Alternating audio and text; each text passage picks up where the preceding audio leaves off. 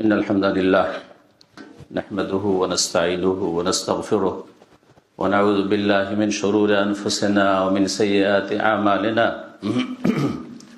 من يهده الله فلا مضل له ومن يضلل فلا هادي له وأشهد أن لا إله إلا الله وحده لا شريك له وأشهد أن محمدا عبده ورسوله صلى الله تعالى عليه وعلى آله وصحبه وسلم تسليما كثيرا يا أيها الذين آمنوا اتقوا الله حق تقاته ولا تموتن إلا وأنتم مسلمون يا أيها الناس اتقوا ربكم الذي خلقكم من نفس واحدة وخلق منها زوجها وبث منهما رجالا كثيرا ونساء واتقوا الله الذي تساءلون به والأرحام إن الله كان عليكم رقيبا يا أيها الذين آمنوا اتقوا الله وقولوا قولا سديدا يصلح لكم أعمالكم ويغفر لكم ذنوبكم ومن يطع الله ورسوله فقد فاز فوزا عظيما أما بعد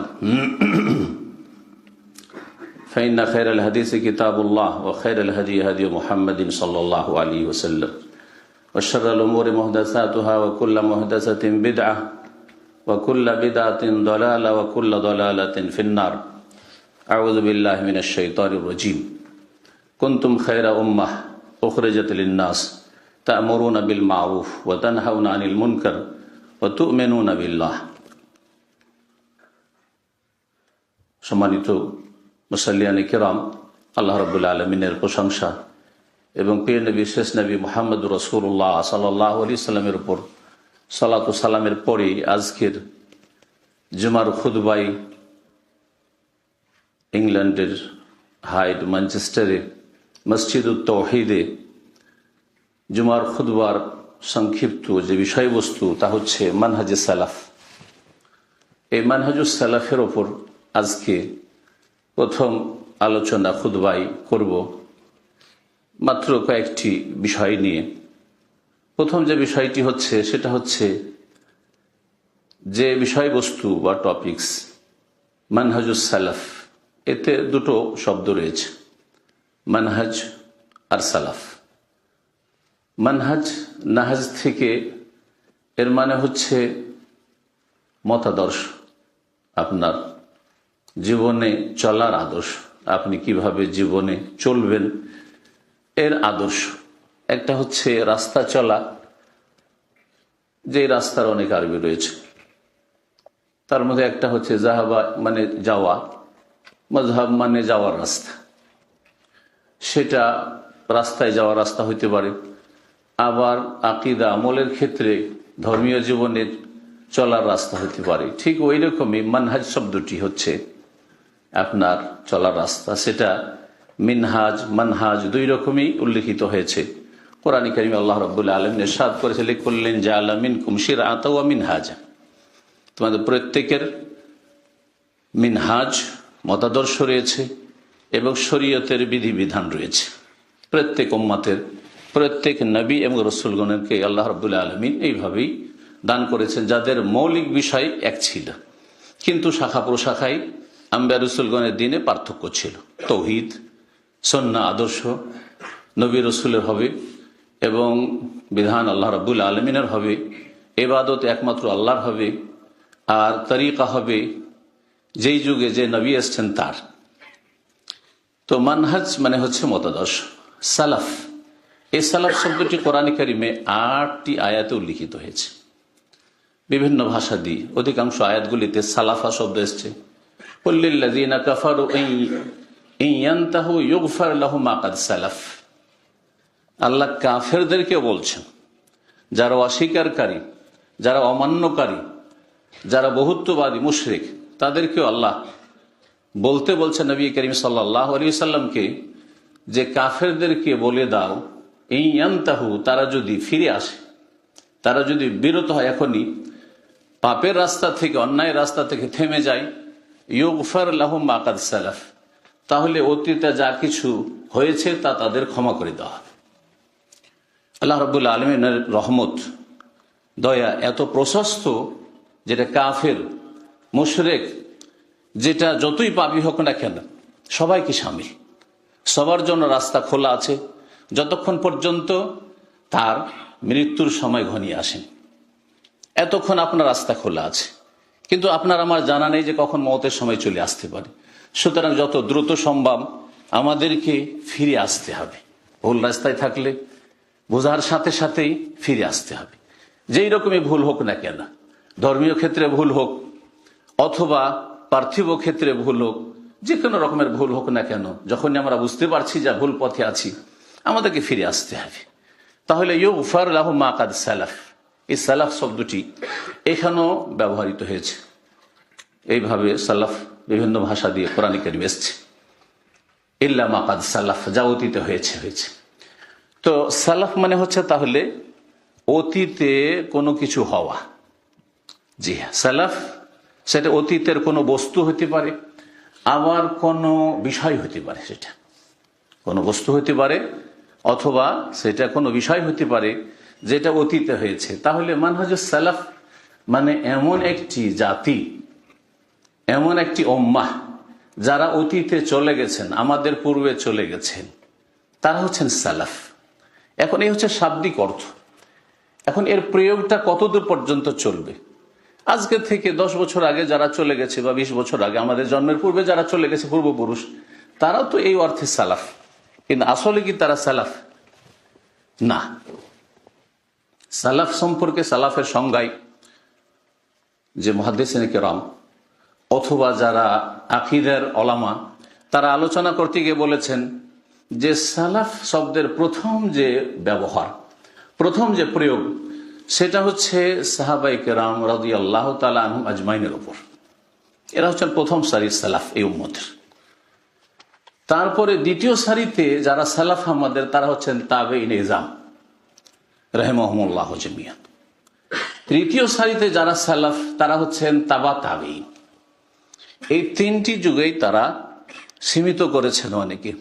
অনেকে শুধু সাহাবায়ে কেরামদেরকে বলেছেন, এরও রহস্য রয়েছে। এই জন্য বলেছেন যে সাহাবায়ে কেরামগণ তারা হচ্ছেন সবাই অদুল, এর উপর ইজমা রয়েছে। ইমাম ইবনে হাজার, ইমাম নাওয়ী, ইমাম ইবনে সালাহ, এরকম বহু আইম্মায়ে কেরামগণ বলেছে আজমাআতিল উম্মাহ, উম্মতের ঐক্যমত ইজমা রয়েছে যে আন্না সাহাবাতা কুল্লুহুম অদুল, সাহাবায়ে কেরামরা সবাই হচ্ছেন সত্যবাদী, সবাই হচ্ছেন ন্যায় পরায়ণ। যে ইচ্ছা করে তারা বড় অন্যায় করবে না, থেকে যাবেন তার উপর না। তবে এর মানে এই না যে তাদের দ্বারা ভুল হবে না, ভুলের ঊর্ধ্বে ব্যক্তি পর্যায়ে তাদের ভুল থাকতে পারে, কিন্তু ইচ্ছা করে তারা দিনের ক্ষেত্রে কোনো মিথ্যার আশ্রয় নেবেন, এটা থেকে তারা পাক পবিত্র ছিলেন। এ হচ্ছে আদালতে সাহাবা বা সাহাবায়ে কেরামদের অদুল বা ন্যায়পরায়ণ বা সত্যবাদী হওয়ার অর্থ। তো সাহাবায়ে কেরামগণ প্রথম সারি, তারপর তাবেঈন, তাবা তাবেঈন, এই তিনটি যুগে সীমিত করেছেন তারা। নবী করিম সাল্লাল্লাহু আলাইহি ওয়াসাল্লামের এই প্রসিদ্ধ হাদিস পেশ করেছেন, খায়রুল কুরুনি কারনি সুম্মাল্লাযীনা ইয়ালুনাহুম সুম্মাল্লাযীনা ইয়ালুনাহুম, সবচাইতে উত্তম যুগ হচ্ছে আমার যুগ, সাহাবায়ে কেরামদের যুগ। সুম্মাল্লাযীনা ইয়ালুনাহুম, তারপরে তার পরের যুগটা তাবেঈনদের যুগ। সুম্মাল্লাযীনা ইয়ালুনহুম, তারপরে হচ্ছে তাবা তাবেঈনের যুগ। জি, তো এই যুগগুলি হচ্ছে সবচাইতে ভালো যুগ। এই যুগের লোকেরা হচ্ছেন সালাফ। ইমাম যাহাবী রাহমাতুল্লাহ আলাইহি আর একটু বাড়িয়ে বলেছেন যে সালাফ আর এর বিপরীত হচ্ছে খালাফ। সালাফ যারা আমাদের পূর্বসূরি, আগে চলে গেছেন, আর পরে যারা এসেছেন খালাফ উত্তরসূরি। খালাফ কথাটিও কোরআনে কারিমে আল্লাহ রাব্বুল বলেছেন, সেটা ভালো হইতে পারে আবার মন্দ হইতে পারে। যদি সঠিক আদর্শের উপর থাকে তাহলে তো খায়রু খালাফ, আর যদি ভুল আদর্শের উপর থাকে তাহলে শাররু খালাফ। তো তিনি বলেছেন যে সালাফদের যুগ 300 হিজরি পর্যন্ত শেষ হয়ে গেছে, 300 হিজরি পর্যন্ত শেষ হয়ে গেছে। এই যুগটা এত গুরুত্বপূর্ণ একটা যুগ, এত একটা ভালো যুগ, যেই যুগে কিছু ফিতনা থাকলেও সমস্ত ফুকাহে কেরাম, আইম্মায়ে কেরাম, বড় বড় আইম্মায়ে কেরাম এবং মুহাদ্দিসিনে কেরাম তারা চলে গেছে। বিশেষ করে এদের মধ্যে উল্লেখ করা যেতে পারে 4 ইমাম: ইমাম আবু হানিফা রাহিমাহুল্লাহ, ইমাম শাফি, মালিক রাহিমাহুল্লাহ, ইমাম শাফি রাহিমাহুল্লাহ, ইমাম আহমদ রাহিমাহুল্লাহ জামিয়ান। তারপরে আইম্মায়ে মুহাদ্দিসিন ইমাম বুখারী, মুসলিম, আবু দাউদ, নাসাঈ, তিরমিজি, ইবনে মাজাহ রাহিমাহুমুল্লাহ জামিয়ান। এই 6 আইম্মায়ে মুহাদ্দিসিন আর 4 ফুকাহা, এই 10 জনের যুগ, 6 4 10, এই 10 জনের যুগ প্রায় চলে গেছে আপনার এই 300 হিজরির মধ্যে। 300 হিজরির পরে ফিতনা অনেক বেশি ছড়িয়েছে। সাহাবায়ে কেরামদের প্রথম যুগে কোন রকমের ফিতনা ছিল না, কিন্তু সাহাবায়ে কেরামদের যুগেই কিছু ফিতনা শুরু হয়েছিল। এই জন্য আল্লাহ রাব্বুল আলামিন তাদের সম্পর্কে বলতে গিয়ে বলেছেন, এই মর্মে 2-1টি আয়াত আমাদের উল্লেখ করা ভালো হবে। আল্লাহ রাব্বুল আলামিন সূরা আলে ইমরান আয়াত নম্বর 110 আল্লাহ ইরশাদ করছেন, কুনতুম খায়রা উম্মাহ, তোমরা হচ্ছ শ্রেষ্ঠ জাতি, তোমরা হচ্ছ শ্রেষ্ঠ জাতি। এটা আমরা অনেকেই মনে করি যে আমাদেরকে বলা হচ্ছে, কিন্তু যখন কোরআনে কারীম নাজিল হচ্ছে এতে সম্বোধন করা হচ্ছে তোমরা, তাহলে তখন আমরা ছিলাম না। যখন কোরআনে কারীমে ওহী নাজিল হচ্ছে রাসূলুল্লাহ সাল্লাল্লাহু আলাইহি সাল্লামের উপর, তখন শুধুমাত্র ছিলেন রাসূলুল্লাহ সাল্লাল্লাহু আলাইহি সাল্লাম এবং তার সাহাবায়ে কেরাম, মুহাজিরিন, আনসার। সুতরাং তাদেরকে সরাসরি সম্বোধন করা হচ্ছে যে কুনতুম খায়রা উম্মাহ, তোমরা হচ্ছে শ্রেষ্ঠ উম্মত, তোমরা হচ্ছে সবচেয়ে ভালো উম্মত।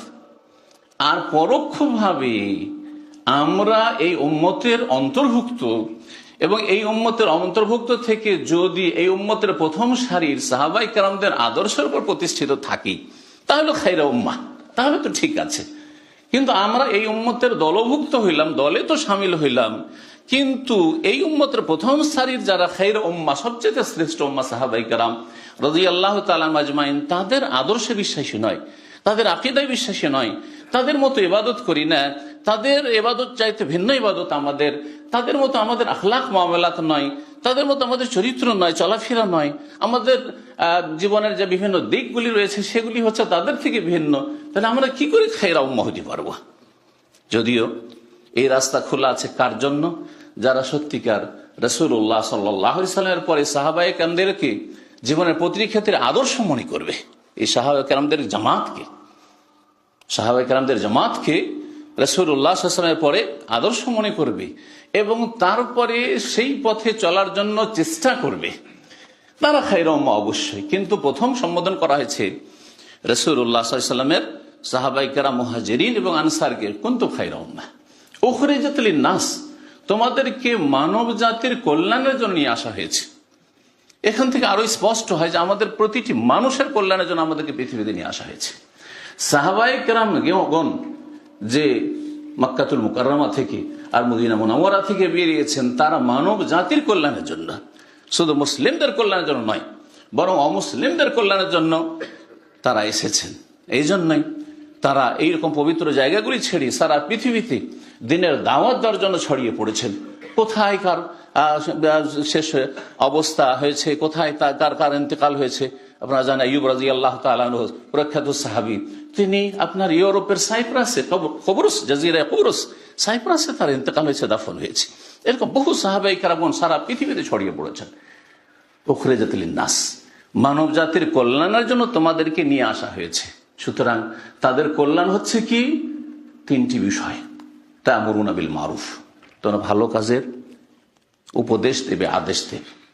ও তানহাউনা আনিল মুনকার, অন্যায় কাজে বাধা দেবে, অন্যায় কাজে বাধা দেবে।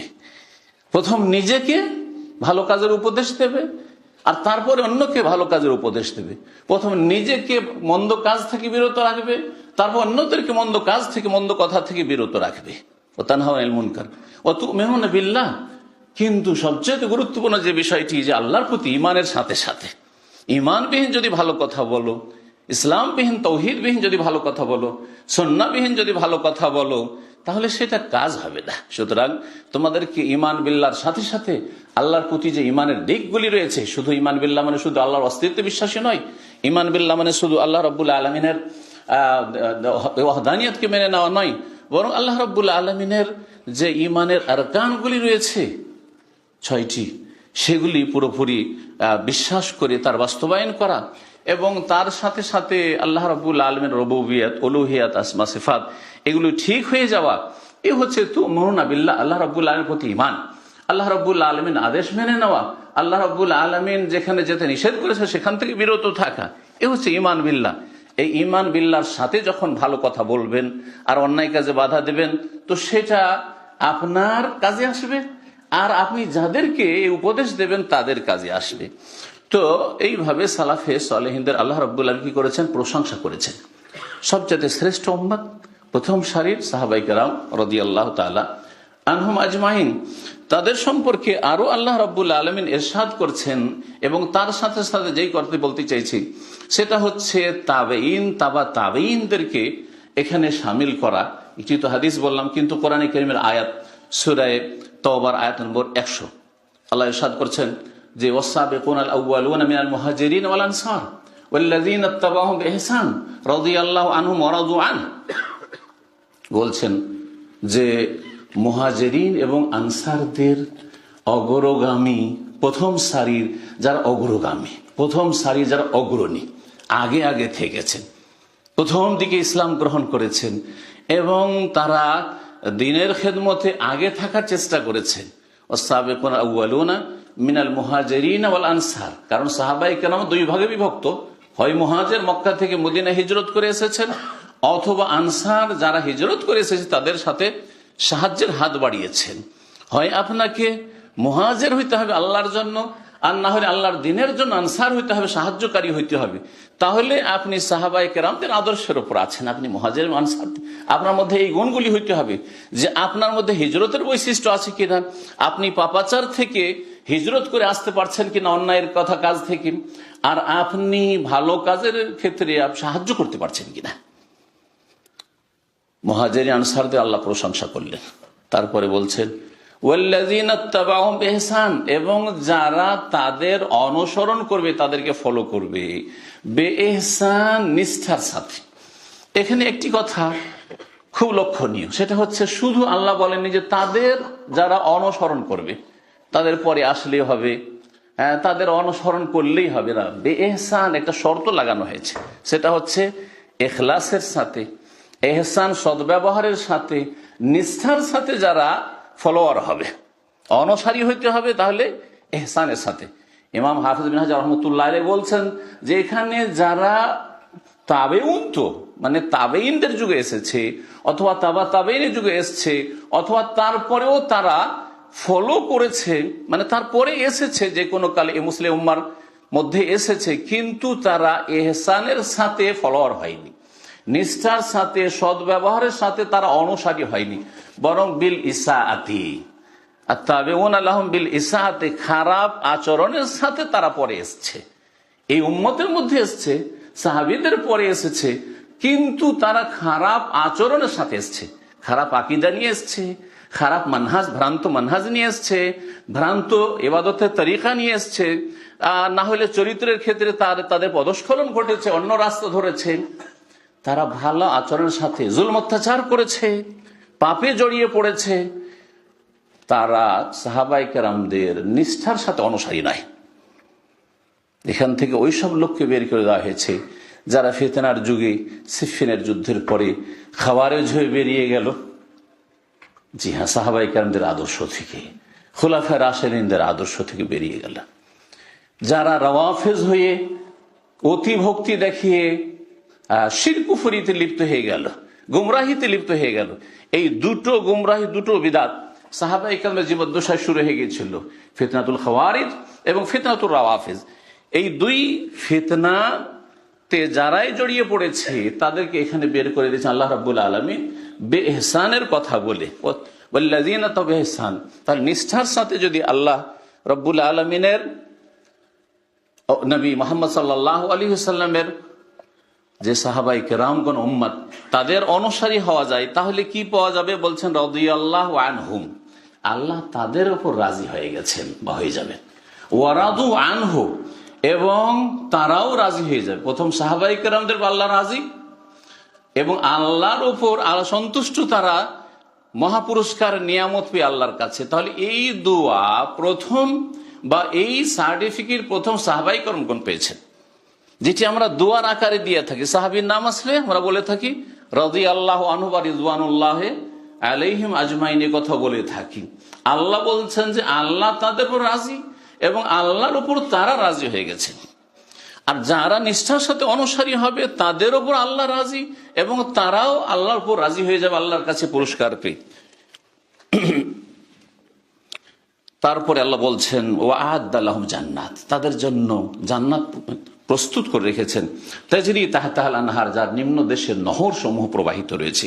তারপর আল্লাহ বলছেন খালিদিনা ফিহা আবাদা, সেখানে তারা চিরকাল থাকবে। ওয়াযালিকাল ফাওজুল আযীম, আর এটি হচ্ছে মহাপুরস্কার, এটি হচ্ছে মহাসাফল্য, তাদের এটি হচ্ছে মহাসাফল্য। তো সালাফ সম্পর্কে বললাম যে সালাফ কাদেরকে বলা হয়, সালাফদের বড় ফজিলত রয়েছে। ইনশাআল্লাহ তাআলা আগামী আলোচনাতে সালাফদের ফজিলত সম্পর্কে আমরা আলোচনা করব। এখানে আমরা সালাফদের সম্পর্কে আর একটি পয়েন্ট নিয়ে দ্বিতীয় খুতবাতে আলোচনা করব। আকুলু কওলি হাযা ওয়া আস্তাগফিরুল্লাহ লি ওয়া লাকুম ওয়া লিসাইরিল মুসলিমিনা মিন কুল্লি যামব ফাস্তাগফিরুহু ইন্নাহু হুয়াল গফুরুর রহিম। বিসমিল্লাহ, আলহামদুলিল্লাহ, ওয়াসসালাতু ওয়াসসালামু আলা রাসূলিল্লাহ ওয়া আলা আলিহি ওয়া সাহবিহি আজমাইন, আম্মা বাদ। সম্মানিত জুমার মুসাল্লিয়ান কিরাম, আলোচনা করছিলাম মানহাজে সালাফ সম্পর্কে। মানহাজে সালাফ সম্পর্কে শেষখানে আর একটি পয়েন্ট নিয়ে আলোচনা করব, সেটা হচ্ছে মানহাজে সালাফ বা সালাফে সালেহিন, সাহাবাই কেরাম, তাবেইন, তাবা তাবেইন, তাদের আদর্শে আমরা কিছু মৌলিক বিষয় পাই, বুনিয়াদী বিষয়, যেগুলির ক্ষেত্রে তাদের মধ্যে কোনো রকমের ত্রুটি ছিল না। অন্যান্য ত্রুটি মানুষের হতে পারে, কিন্তু এই বিষয়গুলিতে তাদের ত্রুটি ছিল না। সালাফে সালেহিন, সাহাবায়ে কেরাম বিশেষ করে, আর তারপরে তাবেইন যারা নিষ্ঠার সাথে ইহসান, আর তাবা তাবেইন যারা নিষ্ঠার সাথে অনুসারী ছিলেন, তাদের মধ্যে এই তিনটি মৌলিক বিষয় সবার মধ্যে ছিল। প্রথম যে বিষয়টি সেটি হচ্ছে তাওহীদ, আল্লাহর একত্ব, অন্নেস, জি। এবং তাওহীদের যতগুলি দিক রয়েছে, শাখা প্রশাখা রয়েছে, আল্লাহ রাব্বুল আলামিনের কাজের ক্ষেত্রে তাওহীদ, তাওহীদের রুবুবিয়্যাহ হোক, আল্লাহ রাব্বুল আলামিনের ইবাদত বান্দার কাজের ক্ষেত্রে তাওহীদ হোক, বান্দা যেসব কাজগুলি আল্লাহর জন্য করে এই ক্ষেত্রে তাওহীদুল উলুহিয়্যাহ বা তাওহীদুল ইবাদা হোক, অথবা আল্লাহ রাব্বুল আলামিনের আসমা সিফাত, নাম এবং সুন্দর সুন্দর যে গুণগুলি রয়েছে সেসব ক্ষেত্রে হোক, এসব ক্ষেত্রে কোন রকমের বিভ্রান্তি, গোমরাহি, ত্রুটি ছিল না। সাহাবায়ে কেরামদের যুগে ছিল না, যারা তাবিঈন বা ইহসান তাদের মধ্যে ছিল না। এইরকমই তার সাথে আমরা আরো লাগিয়ে দেব আইম্মা আরবা, আর মধ্যে চারজন যে প্রসিদ্ধ ইমাম, তাদের মধ্যে আকীদাগত তাওহীদের বিষয়ে কোনো ত্রুটি ছিল না। আপনি কথা বলতে পারবেন না যে আবু হানিফা, শাফি, মালিক, আহমদ রাহিমাহুল্লাহ তাদের কোনো একজনের আকীদায় কোনো রকমের সমস্যা ছিল না। যেই নামগুলি আমরা ভেঙে আকীদার ক্ষেত্রে অনেক দূর চলে গেছি বিভ্রান্ত হয়ে অনেকে, কিন্তু আমাদের আইম্মায়ে কেরামগণ রাহিমাহুমুল্লাহ তাদের আকীদাগত কোনো সমস্যা ছিল না। তাদের সম্পর্কে আমরা গভীরভাবে যদি পড়াশোনা করি, একটু ইসলামকে যদি আমরা গরজ মনে করি, তাহলে স্পষ্ট বুঝতে পারবো যে ভেজাল আমাদের মধ্যে রয়েছে, ভেজাল আইম্মায়ে কেরামদের মধ্যে ছিল না। তাওহীদের বিষয়টি একটি, তার সাথে সাথে আরো একটু বলবো ইখলাস। যদিও তাওহীদ ইখলাস কাছাকাছি জিনিস, কিন্তু ইখলাসের একটা দিক হচ্ছে যে আপনি লিল্লাহ, আল্লাহর জন্য করবেন, যে কিছু করেন দুনিয়ার কোনো স্বার্থ আপনার বড় হয়ে না আসে, দুনিয়ার কোনো গরজ আপনার সামনে না আসে। দিন পালন করতে গিয়ে, মসজিদ করতে গিয়ে, ইসলামের খেদমত করতে গিয়ে, দাওয়ার কাজ করতে গিয়ে আপনার দুনিয়ার স্বার্থ বড় হয়ে সামনে চলে আসছে, তাহলে আপনার তাওহীদ মানে আপনি ওই রকম শিরকে না থাকলেও দুনিয়ার গরজটা একরকমের যে শিরক, সেই ওই ধরনের শিরকগুলি আছে যেটা ইখলাস পরিপন্থী, ইখলাস বিরোধী আপনার মধ্যে বিদ্যমান রয়েছে। তাওহীদের ক্ষেত্রে, ইখলাসের ক্ষেত্রে তাদের মধ্যে কোনো বিরোধ ছিল না, তাদের মধ্যে কোনো রকমের শিরক ছিল না, শিরক ছিল না। সাহাবায়ে কেরামদের মধ্যে না বড় শিরক ছিল না ছোট শিরক ছিল। যদি কোথাও নতুন মুসলিম হয়েছেন, ভুল কিছু মুখ দিয়ে বেরিয়ে গেছে, সাথে সাথে রাসূলুল্লাহ সাল্লাল্লাহু আলাইহি ওয়াসাল্লাম সতর্ক সাবধান করেছেন, জি সুবহানাল্লাহ আজালতা লিল্লাহি নিদ্দান, কি করলে তুমি এই কথা বলে? এটা তো বলা ছিল তুমি কি আমাকে আল্লাহর সাথে শরীক করে দিলে? কুল মাশাআল্লাহু আলা, এক আল্লাহ যা চান তাই হয়, মানুষ কিছু চাইলে হয় না। এইভাবে রাসূলুল্লাহ সাল্লাল্লাহু আলাইহি ওয়াসাল্লাম তাদের তাওহীদের তরবিয়ত দিয়ে শুরু করেছেন, আর তাওহীদের তরবিয়তের সাথে শেষ করেছেন। প্রথম শুরুও করেছেন তাওহীদ দিয়ে, আর রাসূলুল্লাহ দাওয়াত শেষ করেছেন তাওহীদ দিয়ে। পুরো জীবনটাই ছিল তাওহীদি জীবন, শুধু তাওহীদের নাম নয় বরং কাজে কর্মে তাওহীদ ছিল সর্বক্ষেত্রে। এই একটি বিষয়। সুতরাং আমাদেরকে সালাফদের যদি সত্যি ভক্তি থাকে, ভালোবাসা থাকে, আর অনুসরণ, তাদের পথে চলবো, এই যদি চিন্তা চেতনা থাকে, তাহলে আমরা তৌহিদটা ঠিক করব। আমরা বড় শিরক, ছোট শিরক, প্রকাশ্য, গোপনীয়, যাবতীয় শিরক মুক্ত হব, ইখলাস লিল্লাহিয়াত নিয়ে আসবো। আর দুনিয়াদারিটা আমরা দুনিয়া করেন, কিন্তু দুনিয়া দিনের উপর যেন প্রাধান্য না পায়, আপনার ইখলাস নষ্ট না হয়। দ্বিতীয় যে বিষয়টি ছিল সালাফদের মধ্যে, সাহাবাই কেরামদের মধ্যে বিশেষ করে, সেটা হচ্ছে যে তারা একজন বাস্তবে মুসলিম থাকার জন্য মনে করতেন যে তাকে 5 ওয়াক্ত সালাত অবশ্যই কায়েম করতে হবে। 5 ওয়াক্ত সালাতে 17 রাকাত আল্লাহ ভাগ করে দিয়েছেন, যেইভাবে ভাগ করে দিয়েছেন, যেইভাবে সময় নির্ধারণ করে দিয়েছেন, শুরু এবং শেষ, এই 17 রাকাত সালাত আদায় করতেই হবে, নামাজ পড়তেই হবে, না হলে মুসলিম থাকে না। এটা সাহাবাই কেরামদের যুগে ইজমা ছিল। পরে মানুষরা ইখতিলাফ করেছে, আইম্মাদের ইখতিলাফ হয়েছে, মতবিরোধ হয়েছে, কিন্তু সাহাবাই কেরামদের কোনো দ্বিমত ছিল না। কানু লা ইয়ারাউনা শাইআম মিনাল আমালে তারকুহু কুফরুন গায়রাস সালাহ। সাহাবাই কেরামগণ কোন আমল ত্যাগ করে দেওয়া, ছেড়ে দেওয়াকে কুফরি মনে করতেন না, গায়রাস সালাহ, নামাজ ছাড়া। তার বোঝা গেল যে সাহাবাই কেরামগণ প্রত্যেকে একমত ছিলেন যে নামাজ পড়ে না, সে মুসলিম হইতে পারে না। নামাজ পড়লে মুসলিম হয়, নামাজ না পড়লে 5 ওয়াক্ত নামাজ না পড়লে মুসলিম হয় না। এর উপর ইজমা ছিল। জি, এই ক্ষেত্রে কোনো ত্রুটি ছিল না। 2 নম্বরে যেটি, সেটা হচ্ছে নামাজের ক্ষেত্রে কোনো ত্রুটি ছিল না, এবং তাদের ফতোয়াতে ঢিলামিও ছিল না যে আপনি তো মুসলিম, আপনার দ্বারা তো অনেক কাজ হচ্ছে, আপনি তো মাশাআল্লাহ মসজিদ মাদ্রাসা অনেক কিছুই করছেন, অথবা দান খেরাত করছেন, আপনি জনকল্যাণমূলক কাজ করছেন, আপনি জাতির সেবা করছেন, আপনি শুধু নামাজটাই ত্রুটি। যেমন আমাদের অনেকে আপনারা বলে থাকেন যে লোকটা সব ভালো, শুধু একটু নামাজটাই পড়ে না, বাকি খুব ভালো মানুষ। আর মোটেই ভালো মানুষ নয় যদি নামাজ না থাকে। তাহলে আগে আপনাকে তৌহিদ দিয়ে শুরু করতে হবে। আর তৌহিদের বহিঃপ্রকাশ, তৌহিদকে আপনি বাস্তবে পরিণত করছেন এই 5 ওয়াক্ত 5 বার আল্লাহর সামনে হাজিরা দিয়ে। সুতরাং সাহাবাই কেরামদের এই আদর্শ আসতে হবে। আমাদেরকে কমপক্ষে দিনে 17 রাকাত সালাত আদায় করে নামাজ পড়ে মুসলিম যে আমরা, এটা প্রমাণ করে দিতে হবে। এটি হচ্ছে সালাফদের মানহাজ। এবং তাদের ফতোয়া ছিল যে যারা ছেড়ে দেয় তারা মুসলিম থাকে না, ইসলাম থেকে বেরিয়ে যায়। জি হ্যাঁ, এই জন্য তাদের মধ্যে, সাহাবাই কেরামদের মধ্যে গুনাহ হয়েছে। আপনারা জানেন, কারো চোরের হাত কাটা হয়েছে, মদের দণ্ডবিধান কায়েম করা, শাস্তি দেওয়া হয়েছে, জেনার শাস্তি দেওয়া হয়েছে, আরো এরকম কিছু হয়েছে। কিন্তু অল্প হাতে গোনা কয়েকটা ঘটনা হয়েছে। কিন্তু কোন একজন বেনামাজি সাহাবীকে নিয়ে আসা হয়েছে রাসূলুল্লাহ সাল্লাল্লাহু আলাইহি ওয়াসাল্লামের কাছে, না, এমনকি মুনাফিক ইবনে উবাই, মুনাফিকের দল, তারাও নামাজে আসতো, শুধু নামাজ পড়তো না, জামাতে আসতো, শুধু চুরি করার চেষ্টা করতো। রাতের অন্ধকারে এশায় না আসলেও ধরা খাবো না, ফজরে না আসলেও ধরতে পারবে না। সুতরাং আসকালু সালাত আলাল মুনাফিকিন সালাতুল ইশা ওয়াল ফজর, সবচেয়ে ভারী নামাজ ছিল মুনাফিকদের জন্য এশার নামাজ, ফজর, জোহর আসতো, আসর আসতো, মাগরিব আসতো। কারণ এখানে তো দেখে নিবে, আমাকে তো নামাজ পড়তে হবে, মুসলিম বলে পরিচয় দিতেই হবে। তাহলে যারা মুনাফিক আকীদার, তারাও সেই যুগে নামাজি হতো, যদিও তারা সাহাবী নয়, কারণ তারা অন্তর থেকে মুমিন ছিল না।